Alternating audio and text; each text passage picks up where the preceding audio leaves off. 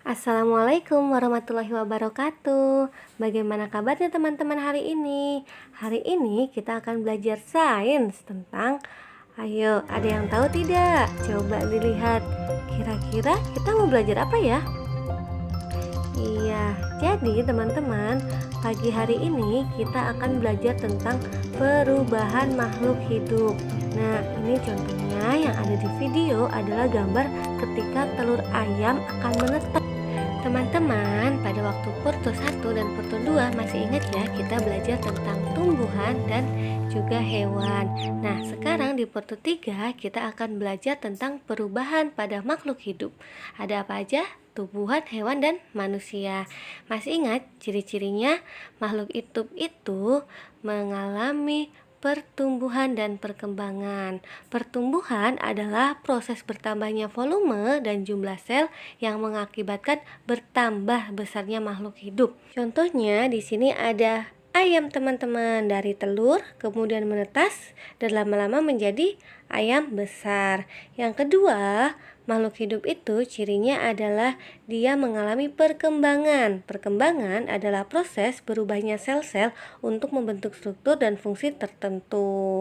Untuk perubahan makhluk hidup pada manusia itu dimulai ketika kita masih bayi teman-teman, baru lahir dari ibu kita, kemudian kita bertambah berat, bertambah panjang, bertambah besar, akhirnya kita menjadi anak-anak, kemudian kita menjadi remaja, kemudian kita jadi dewasa, dan akhirnya lama-lama kita akan menjadi orang tua. Nah, proses perubahan dari bayi menjadi orang tua ini teman-teman disebut dengan proses perkembangan ya teman-teman ya.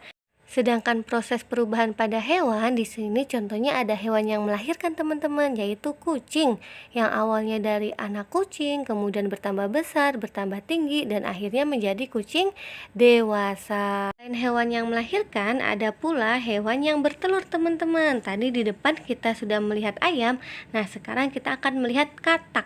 Katak itu teman-teman, itu pertama dari telur, kemudian berubah nih, mengalami perubahan, mengalami pertumbuhan pada makhluk hidup. Dari telur kemudian menjadi kecebong. Nah, setelah kecebong nanti lama-lama bertambah besar, terus menjadi katak muda. Setelahnya lama-lama kemudian akan menjadi katak dewasa. Jadi, untuk di hewan itu ada yang dimulai dari melahirkan, ada juga yang dari bertelur. Sedangkan perubahan makhluk hidup pada tanaman itu dimulai dengan biji. Jadi, tumbuhan itu dimulai dengan biji. Biji yang teman-teman tanam di dalam tanah, kemudian teman-teman siram dan diberi pupuk, itu lama-lama bijinya akan menghasilkan tumbuhan baru. Tumbuhan tersebut akan semakin bertambah tinggi, bertambah besar, dan akhirnya bisa menghasilkan buah, dan ada juga yang menghasilkan bunga seperti yang kita pelajari di Porto 1. Itu semua makhluk hidup tadi, baik dari tumbuhan, dari hewan, dan dari manusia tadi, semuanya mengalami perubahan ya teman-teman ya. Jadi dari yang awalnya kecil bisa menjadi lebih besar. Dan untuk contohnya perubahan makhluk hidup pada tumbuhan, di sini ada tanaman kacang hijau, di mana dari yang biji kemudian ditanam, lama-lama bertambah tumbuh, bertambah besar, bertambah tinggi, dan akhirnya menjadi tanaman kacang hijau.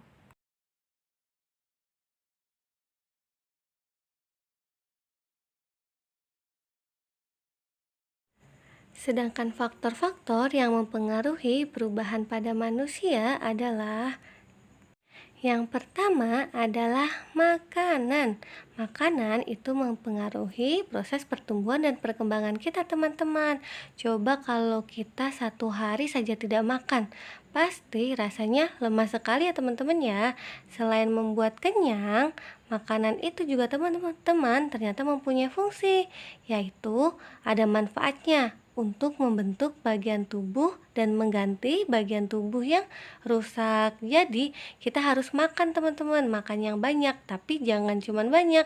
Makanannya juga harus bergizi ya teman-teman ya, harus mengandung karbohidrat, protein, lemak, vitamin, mineral, dan harus cukup air juga. Kalau kebanyakan makan nggak minum, nanti kita bisa kekurangan air, jadi nggak sehat ya. Kenapa sih kalau kita makan harus mengandung karbohidrat, harus mengandung protein, harus mengandung lemak, terus harus ada vitaminnya, dan harus ada mineralnya, serta harus ada airnya yang cukup. Kenapa ya teman-teman ya kira-kira? Ternyata teman-teman, karbohidrat itu ada fungsinya. Fungsinya sebagai sumber tenaga bagi tubuh kita. Nah, karbohidrat itu contohnya terdapat pada makanan, salah satunya adalah ada ketela, roti, jagung, gandum, beras ya teman-teman ya. Ada kentang juga, itu adalah contoh-contoh makanan yang mengandung karbohidrat. Nah, sedangkan protein di sini berfungsi sebagai zat pembangun tubuh. Protein membentuk bagian tubuh yang rusak yang diperoleh dari makanan.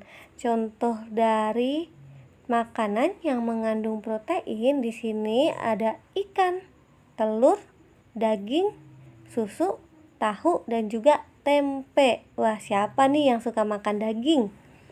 Nah, selain itu di sini juga ada makanan yang mengandung lemak, berfungsi sebagai sumber energi dan cadangan makanan untuk tubuh teman-teman. Di sini ada contohnya, ada daging, telur, keju, mentega, minyak, kemudian ada susu.